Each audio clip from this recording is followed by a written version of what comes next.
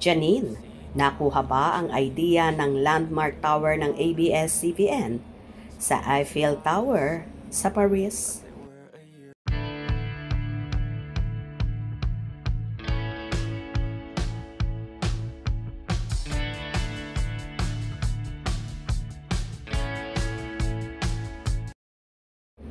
Isa si Janine Gutierrez sa nanghinayang at nalungkot sa pagbaklas ng tower sa Kapamilya Compound at umaasa na gagawin na lang itong tourist attraction sa lugar o landmark. Nagposte ng 3 larawan si Janine sa kanyang Instagram.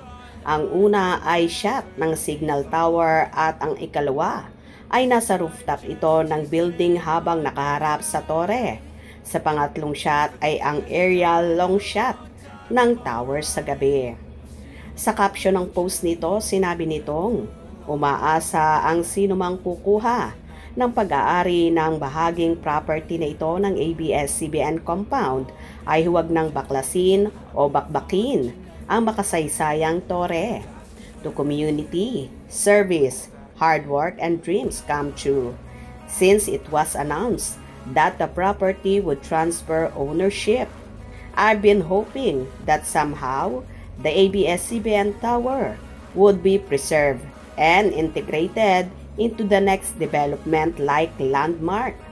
Imagine shops or dining around it.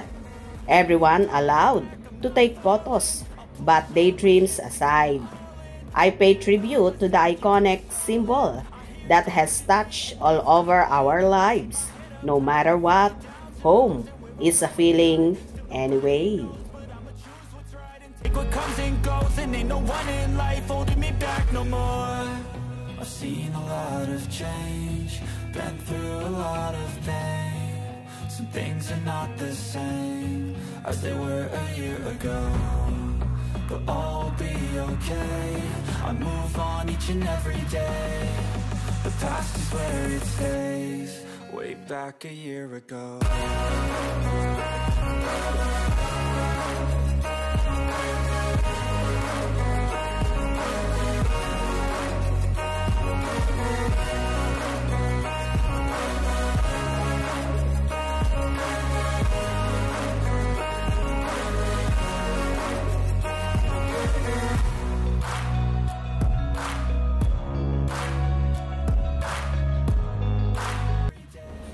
Posibleng nakuha ni Janine ang idea ng landmark sa tower ay sa Eiffel Tower sa Paris na kahit dinaanan na ito ng ilang digmaan ay hindi ito nagawang baklasin o itumba ng nagdaang panahon o henerasyon. Mababasa na ilan sa mga netizen ang nananawagan sa developer ng property na ito ng Kapamilya Compound na i-consider ang suggestion ni Janine.